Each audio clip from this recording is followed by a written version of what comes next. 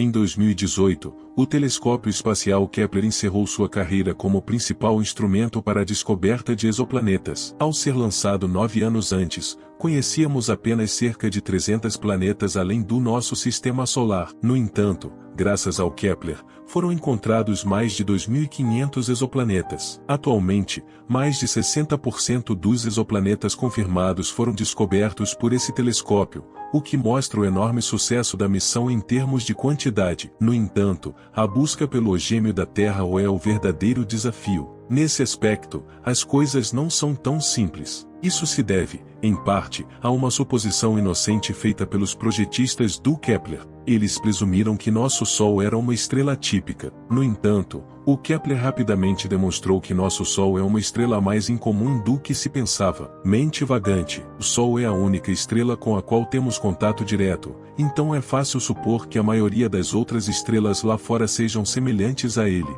No entanto, os cientistas sabem há mais de um século que as estrelas vêm em diversos tamanhos e cores. Descobriu-se que estrelas como o nosso Sol, conhecidas como estrelas G, representam apenas 6% da galáxia. Enquanto isso, impressionantes 73% delas são estrelas M, mais conhecidas como anãs vermelhas. Embora haja uma possibilidade de encontrarmos um mundo habitável semelhante à Terra ao redor de uma dessas estrelas, existem algumas complicações. As anãs vermelhas são menores e mais frias que o nosso Sol, o que significa que a zona habitável, onde a água pode existir em estado líquido, é mais estreita e mais próxima da estrela. Apesar de ser chamada de zona habitável, um planeta rochoso que esteja na distância correta de uma anã vermelha, onde a água líquida também esteja presente, provavelmente seria afetado por altos níveis de radiação. Em outras palavras, é mais promissor buscar uma Terra 2.0 ao redor de um Sol semelhante ao nosso, outra estrela G, o que é bastante raro. A maioria dos cientistas concorda com essa abordagem há décadas. No entanto, há outra suposição que os cientistas fizeram ao projetar o Kepler, em que outras estrelas G são tão instáveis quanto o Sol. Aqui, quando os cientistas se referem a uma estrela como instável, não estão falando sobre um nível de ruído que requer proteção auditiva. Nesse contexto, instabilidade se refere às flutuações aleatórias no brilho de uma estrela. A superfície de uma estrela está em constante movimento e apresenta várias oscilações, manchas, erupções solares e outras características que causam flutuações no brilho da estrela de forma aleatória. No entanto, esse ruído se tornou um problema na busca por exoplanetas pelo telescópio Kepler. O telescópio observou uma região do céu por vários anos, examinando 150.000 estrelas simultaneamente, procurando por pequenas quedas no brilho que indicariam a passagem de um planeta em frente à estrela, bloqueando uma fração de sua luz. Isso é mais fácil de detectar quando o planeta é muito grande, como uma gigante gasosa, ou quando a estrela é menor, como uma anã vermelha, pois o planeta bloquearia uma proporção maior da luz. No entanto, se estivéssemos observando o Sol de longe, a passagem da Terra na frente dele causaria uma diminuição de apenas cerca de 0,0085% no brilho, ou seja,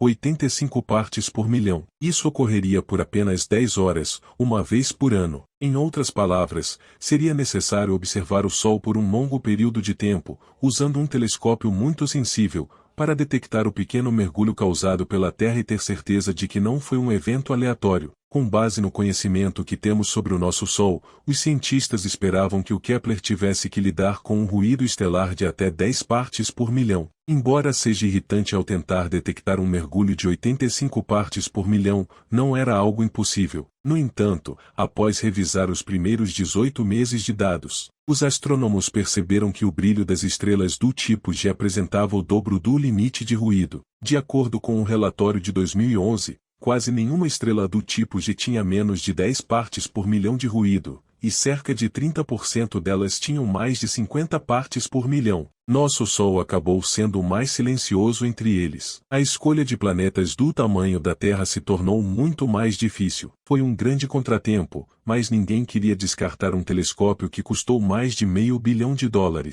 Diante desse problema, os cientistas costumam apresentar soluções inteligentes. Nesse caso, a solução era simples: observar as estrelas por períodos de tempo mais longos. Ao coletar mais dados, os astrônomos poderiam calcular a média das flutuações aleatórias e identificar esses pequenos e sutis mergulhos planetários. Assim, No final de 2012, a NASA aprovou uma extensão da missão do Kepler. No entanto, ocorreu uma reviravolta inesperada, pois algumas partes do telescópio começaram a apresentar falhas. Alguns meses depois, o Kepler não conseguia mais manter a posição necessária para continuar sua missão original, mas, mais uma vez, soluções inteligentes foram encontradas. Nos 5 anos seguintes, os cientistas usaram a radiação solar para ajudar a estabilizar o Kepler e monitorar as estrelas. Funcionava com o mesmo princípio de uma vela solar: luz e partículas subatômicas cuspidas pelo Sol exercer uma pequena quantidade de pressão, como uma espécie de vento solar. Então os cientistas descobriram como apoiar o telescópio contra ele e mantenha-o firme, mais ou menos como você pode se apoiar contra uma parede, para se estabilizar ao tirar uma foto. A partir de 2023, os cientistas encontraram mais de 500 exoplanetas confirmados neste segundo conjunto de dados Kepler, e eles continuaram vasculhando os dados hoje também. Um estudo de 2015 usou mais dados do que o relatório de 2011, combinados com diferentes métodos de processamento, e foi capaz de reduzir os níveis de ruído. E reconsidere o ruído do Sol em relação às estrelas de forma mais geral. De um certo ponto de vista, como em períodos de tempo mais longos, pode não ser tão estranho. Mas e a missão de Kepler de encontrar a Terra 2.0? Bem, em 2011, a NASA anunciou a descoberta de Kepler 22b. É um planeta com apenas o dobro do tamanho da Terra, orbitando uma estrela semelhante ao Sol em sua zona habitável. Foi o primeiro exoplaneta descoberto com esta combinação de fatores. Mas temos que segurar nossos cavalos espaciais. Ainda não sabemos exatamente do que o planeta é feito, ou se tiver uma atmosfera, muito menos água líquida na superfície. Pode até não ser terrestre. A partir de 2023, o Kepler encontrou 361 candidatos a exoplanetas nas zonas habitáveis de suas estrelas. Mas até agora, apenas 88 deles foram confirmados para realmente existir, e os cientistas debatem quantos são exatamente ou parecidos com a Terra. A maioria desses planetas não é uma Terra 2.0 perfeita orbitando um Sol 2.0, mas o telescópio descobriu alguns candidatos promissores, incluindo 4 em torno de estrelas de uma segunda Terra definitiva,